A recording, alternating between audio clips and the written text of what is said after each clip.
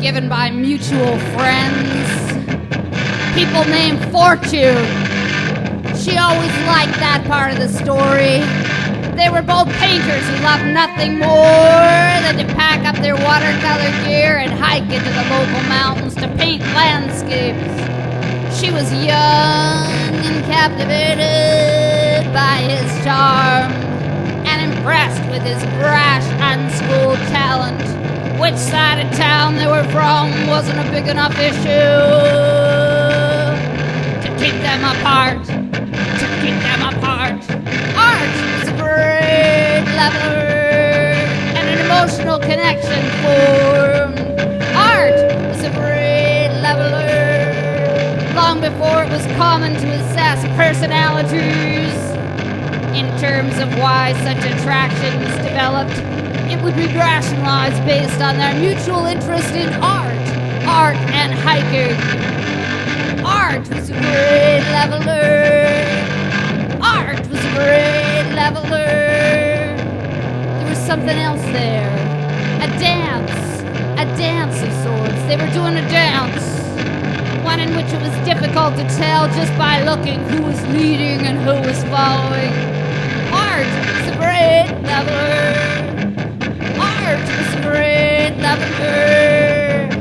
They regularly heaved out an arsenal of verbal weaponry to defend and project their mysteries of their deficiencies from possible detection. Impossible detection was their goal. Impossible detection was their goal. Impossible detection was their goal. Art is a great leveler. Art is a great leveler. They hit as much as they explode.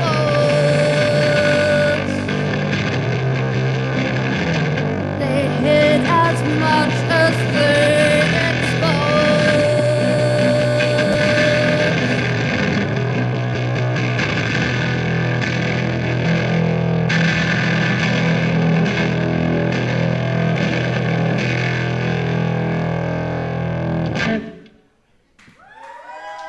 Thank you.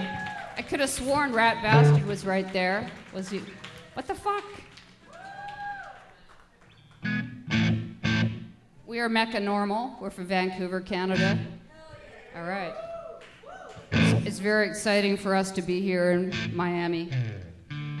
We've never made it to Florida in all the years we've been doing this, so it's turning out to be a good thing.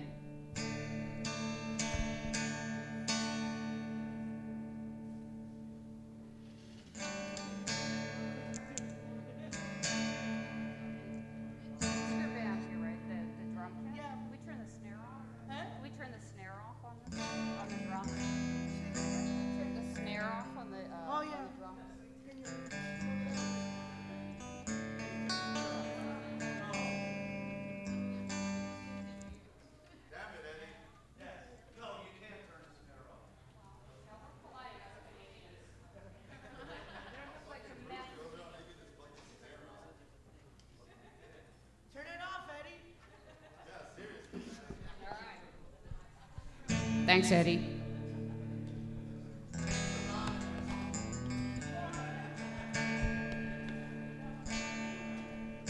This is a song about, well, it's called Attraction is Ephemeral, and it was part of a message that I got while I was doing some online dating.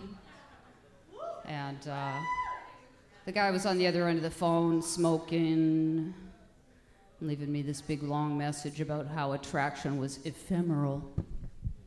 So I got out the dictionary, see where things were at.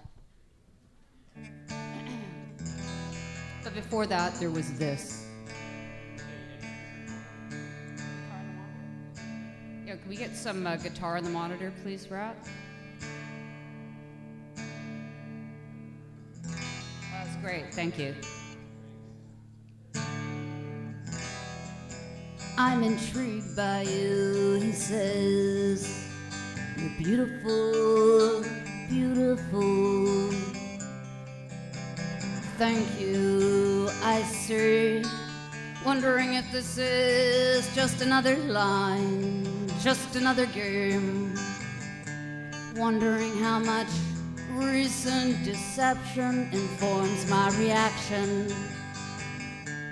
We connected right from the start. You can't make this happen. You can't make this happen. Someone wouldn't be able to make this happen. It gets chilly. We step inside. I make more tea, play tea, cheap tea. He says, I love a woman who adorns herself with jewelry. I like variation in a wardrobe. I love good shoes on a woman and beautiful lingerie. He suggests I visit a website of Austrian-designed underwear. It's expensive, but it's beautiful, he says. I stand there by the stove in my slutty outfit, the total of which probably cost me $15, including my $1 panties and Value Village bra. What do you wear when you're working here alone in the day, he asks. Old Levi's cords, a t-shirt, paint-splattered hush puppies with holes in the soles. I guess I could have said, Prada, darling. Adornment. He's an architect of many things. A hospital, a hotel, a prison in Texas. He's gonna bring his grand piano out of storage. In bed, he tries to put the condom on. He curses. I try to see what he's doing, but I'm pinned beneath him. I hear him stretching the condom like he's making a balloon animal. He gives up, and I lie there under him, 230 pounds.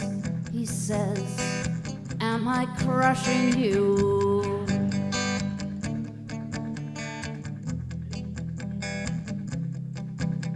Sort of, I say, and he gets off of me And in his deep and sexy voice he says, I wanna please you. You do please me, I say, as one does. I mean, really please you, he says. Okay, I say, and then we both laugh, me till I cry. Don't warn me about yourself, he says. Okay, I say, wondering, does that include not telling him that I'm too cheap to take the bus? And I walk the 20 minutes to get to the store, and I carry my groceries home in my pack sack, which is fine with me. And I don't buy crackers and cheese and cookies and pickles because they're too expensive. And I know the prices on almost everything in the little shops. And if oranges are 59 cents a pound here, and the same ones are 49 cents a pound across the street, I will cross the street to save whatever it is a pound on my 2 oranges and brag about it. We have time, he says, and you're beautiful and you're intriguing. I got that a lot in the online dating. Intriguing, very intriguing. Thank you, I say. He's gonna bring his grand piano out of storage. Thank you, I say. Wondering if this is just another really long line. Another long and complicated line.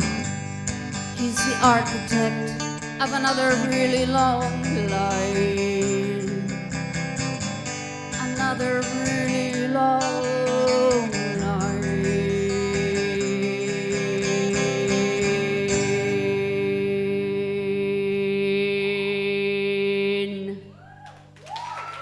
Thank you.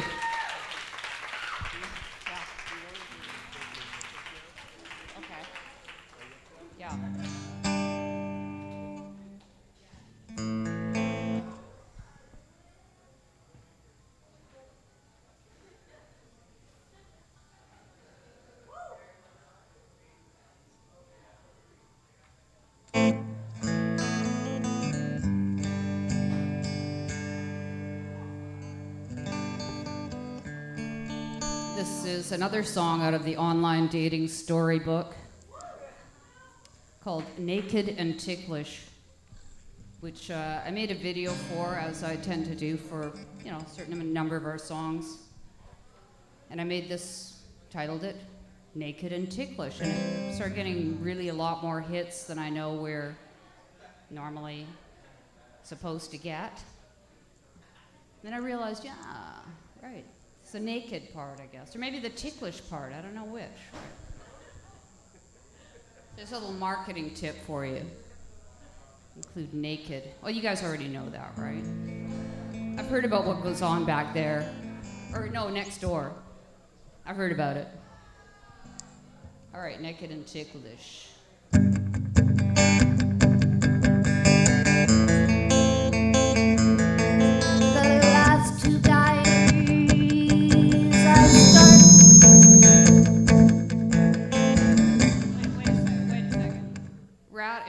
If you want to play on our shit, just come on up and, plug back in, man. Like, you don't need to do no passive-aggressive thing from the back of the room. That was a equipment malfunction. We're doing some recording over at Rat Bastards, and we're also, trying to augment that with a few live songs for this album we're working on. So I know Rat wants to be on the album, so there are better ways to go about that. We had that talk. All right.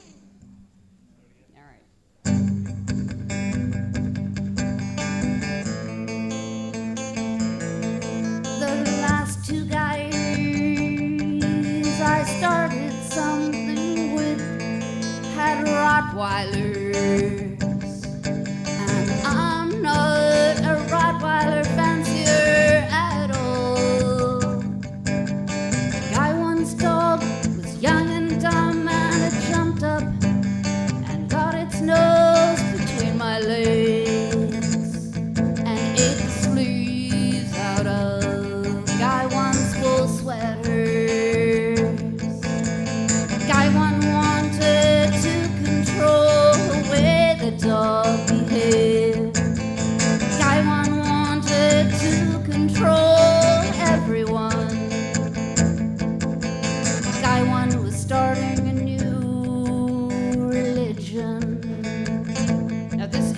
tip if you are doing any online dating or ever plan to, and you meet somebody who is actually willing to divulge that they are starting a new religion. You just need to just back away right there. You don't, like I did, move forward with this. A new religion without a God. I guess guy one wanted to be the number one guy. There was no door on the bedroom, and the dog and his jumping waves and his cold wet nose were distracting during sex. So guy one gets up. This is, more the naked thing. Gets up out of bed. He takes the door off the bathroom and he hangs it on the bedroom hinges. You can visualize this sort of home reno thing going on in the middle of everything. But the bathroom door was simply smaller, and it did not close. It did not close. Guy one got a big chunk of coral from his collection. Now I know you people or your ancestors here built things out of coral. Seen some evidence of that in our little tourist wanderings. We in Vancouver do not build things out of coral. Again, if you meet a guy who's got a big coral collection in his bedroom, this is also another sort of tip-off that is not good, let's just say. So he gets the big chunk of coral to hold the door closed. Guy one was a big guy, over 6 feet tall, so he picked a big piece of coral. And for myself, when I went to the bathroom, I bent naked and ticklish, lifting and carrying the coral across the room, with the door now freely open, and guy one's dog with a cold wet nose, and me naked and ticklish, looking for where to set the coral down.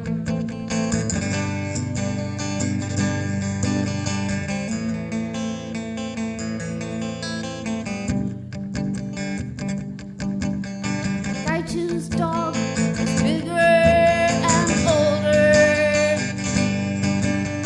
Guy two threw chunks of prime rib across the room. Guy two's dogs didn't eat the sleeves of sweaters, yet it did want to come into the room during sex. But there was a door and it closed without anything from the bottom of the sea, holding it close.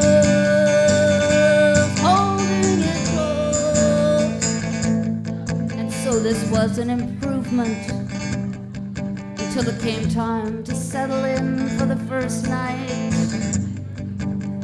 Turns out the dog sleeps on the bed and I am in the dog spot, and the dog would like its spot back.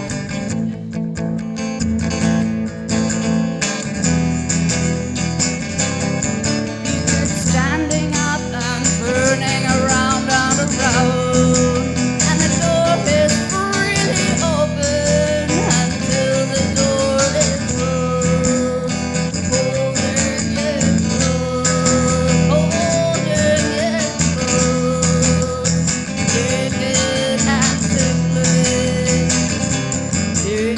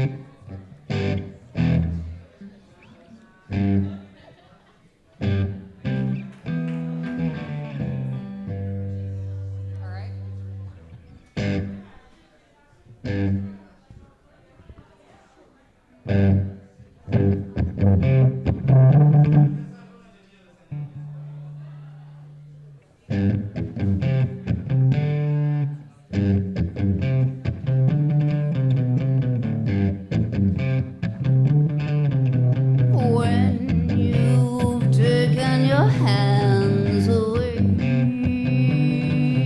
from your eyes, from your mouth, from your face, what do you see? What is your name? What is your name now that you can see, now that you can feel? What is your name? Not looking at me, now that you can see. When you've taken your hands away from your face, from your heart, what do you feel? What do you say? What is your name? What is your name now that you can see? Now that you can feel? What is your name? When you've taken your hands away from your mouth, from your heart, what do you see? What do you feel? What is your name? What is your name now that you can see? Now that you can feel? Now that you can speak? What is your name? What is your name?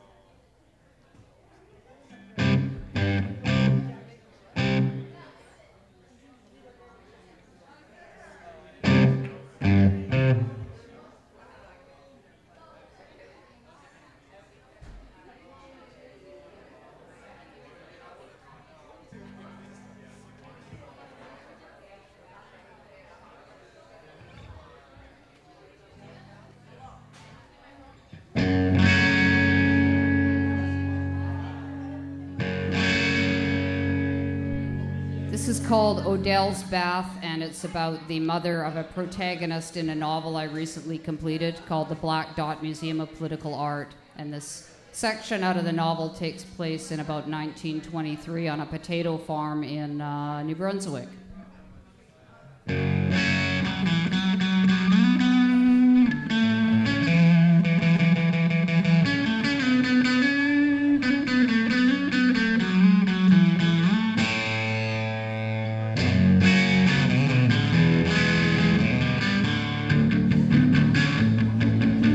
Cast iron clubwood tub raised up on bricks to make room for the fire beneath it. After supper, the bath routine began with Odell's father climbing in first to soak for the better part of an hour. After which, when her mother was alive, she'd be next, but she tended to make it quick. After her, the boys one at a time, and finally it was Odell's turn. Frequently she had to chop more kindling to stoke the fire and wait until the water warmed up again. She pulled the sash of her pink chenille bathrobe tighter and swung the axe more accurately than either of her brothers, splitting wood like she was slicing bread.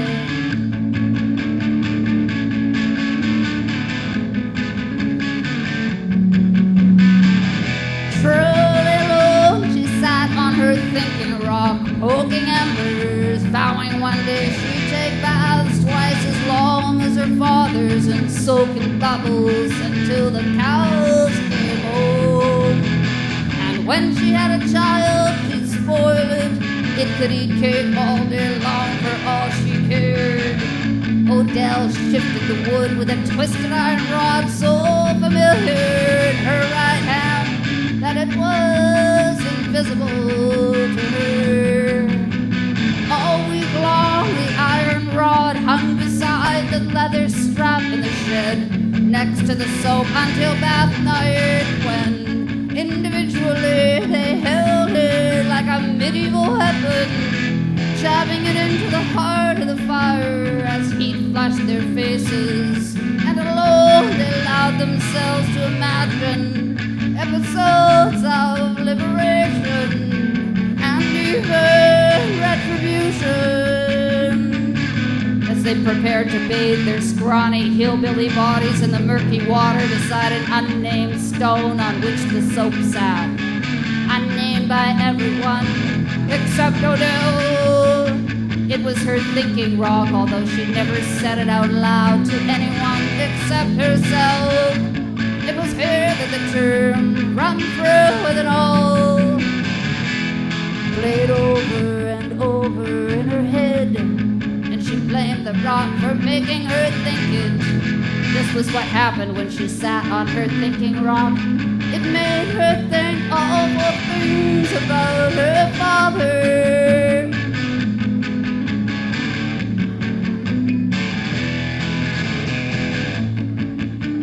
Blamed the rock for putting things into her head, and she thought it best to say them, to let them out, rather than save them in her head, fearing that she might blurt out, run through with it all, instead of please pass the potatoes at dinner.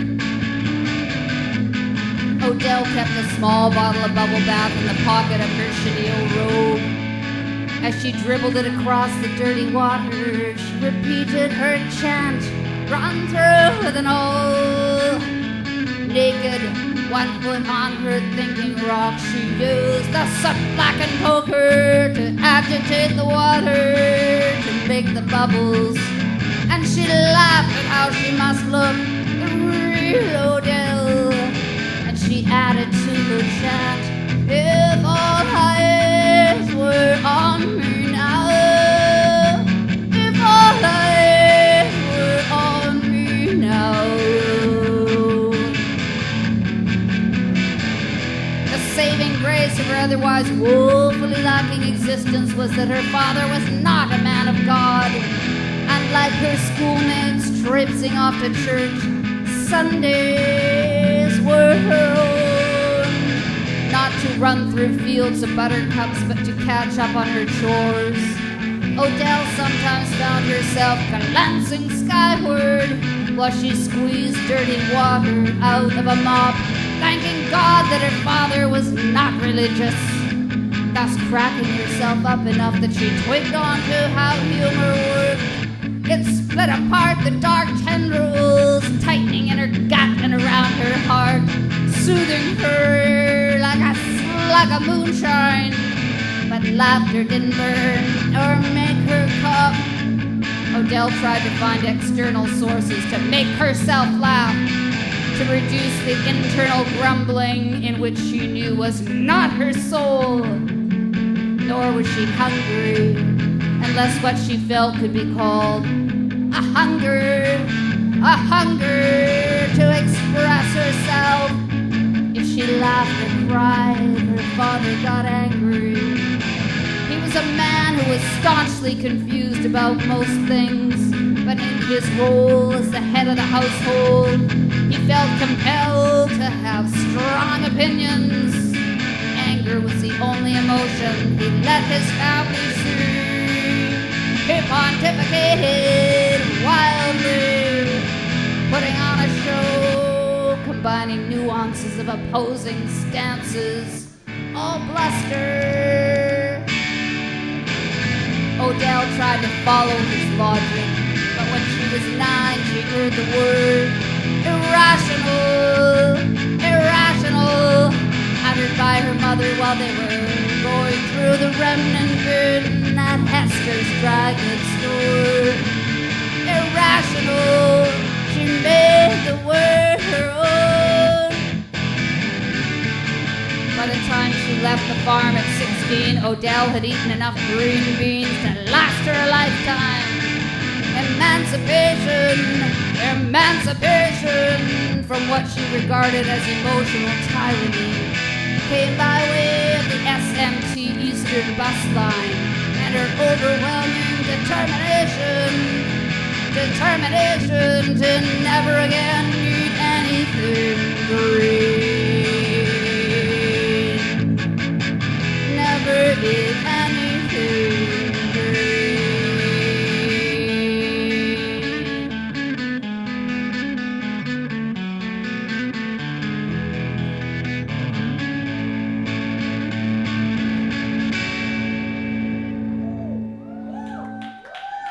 Thank you. All right, thank you.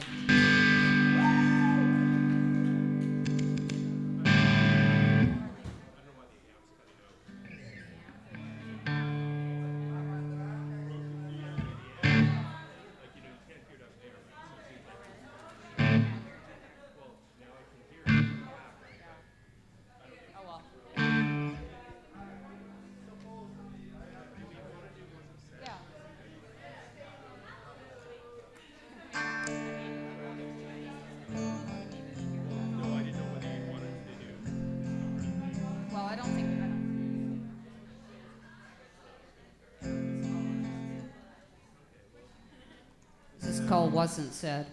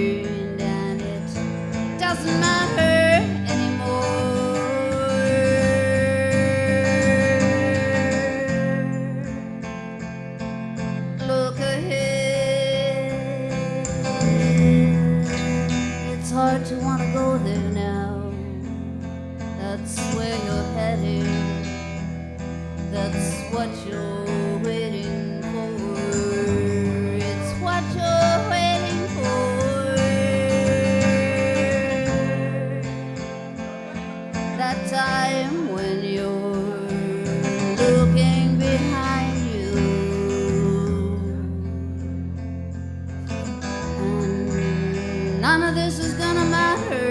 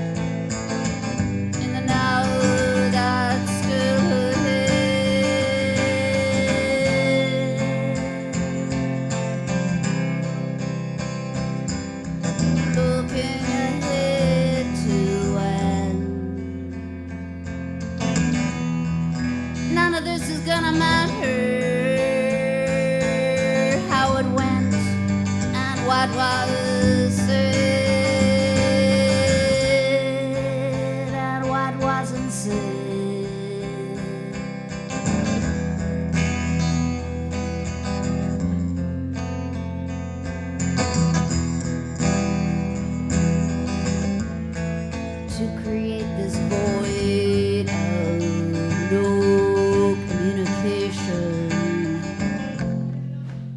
No communication.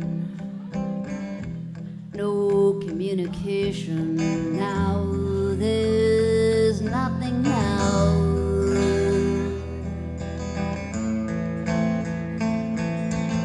But to look ahead,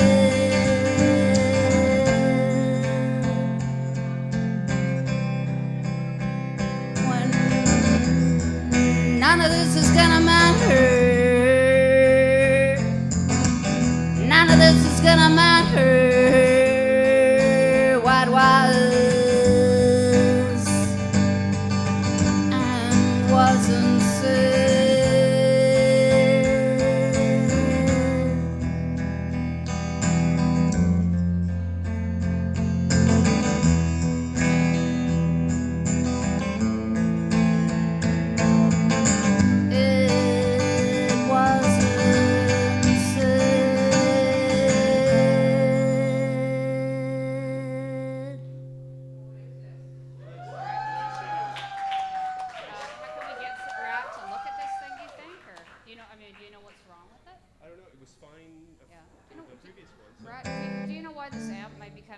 High-pitched chirping type thing? Okay. We shall persevere.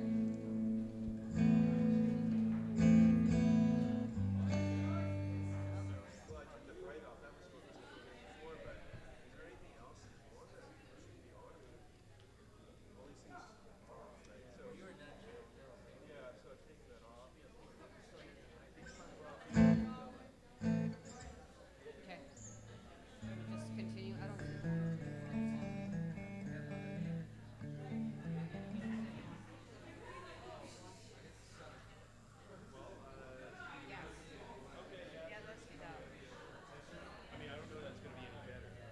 What do you mean?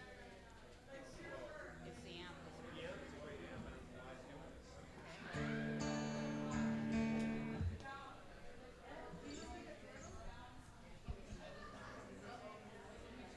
Dave has a piece of music that he really likes to play that he's not going to be playing because they're going to switch out that amp there.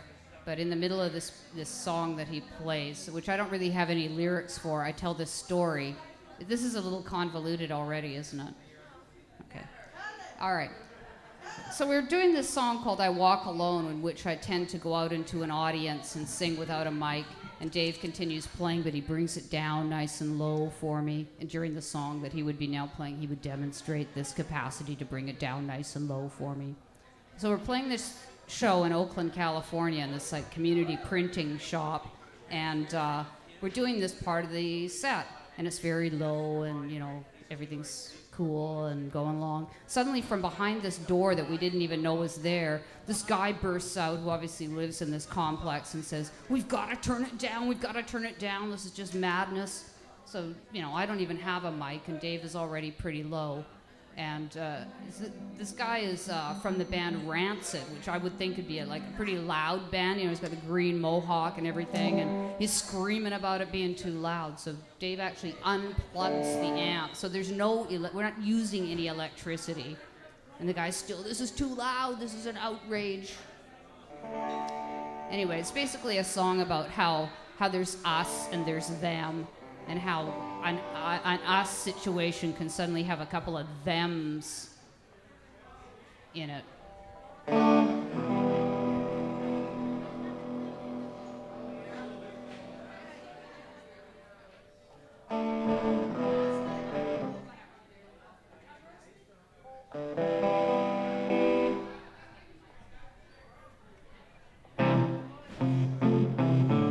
This is called I Walk Alone.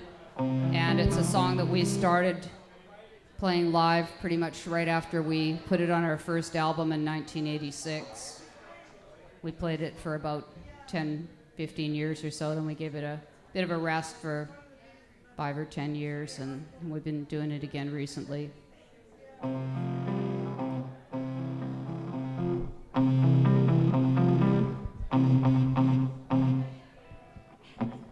New sound.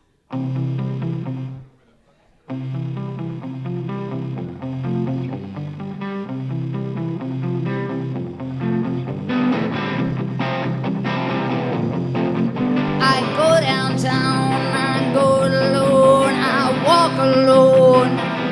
I walk alone. I go downtown, I go alone. I walk alone, but I'm not alone in my home. In my home, my home. I walk alone. I walk alone.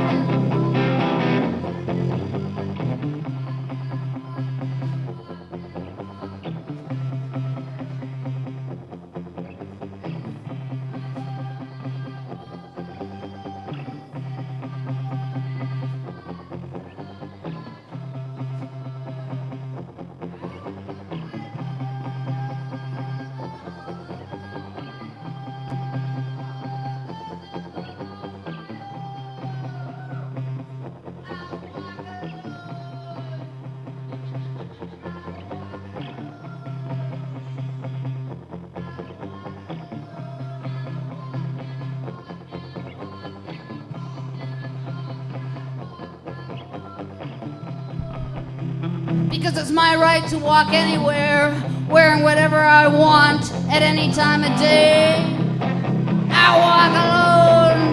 This city's my home, and I walk alone. This city's my home, and I'm not alone in my home.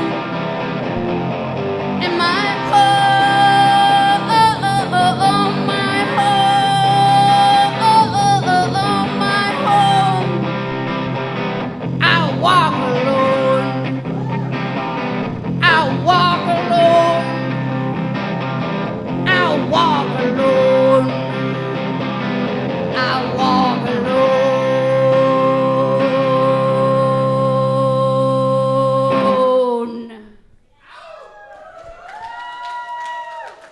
Thank you.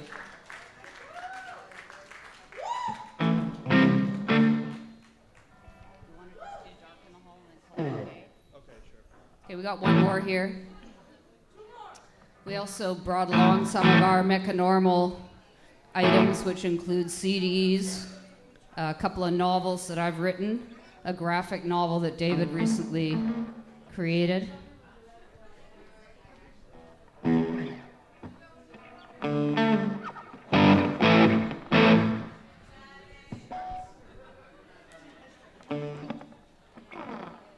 So just starting.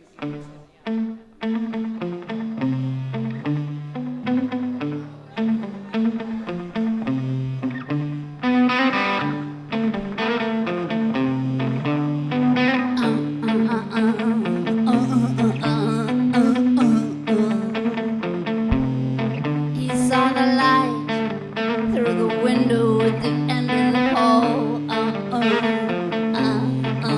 Bright light. He was in darkness. He stood still. He wondered when to move down the hall from the dark of his life to the light. Bright light, bright, between the dark and the light and the front and the back, where he stood still against the wall. One foot in front of another, they say it's lonely at the top. Front and the light in the hole where he stood still.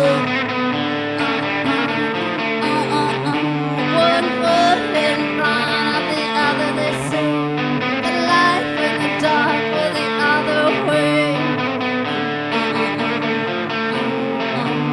But he stood still.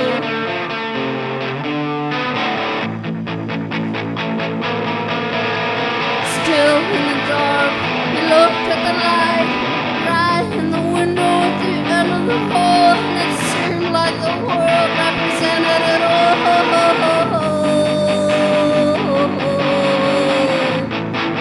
He stood still in the back, in the dark, in the hole, and the light that was bright was in front of us all.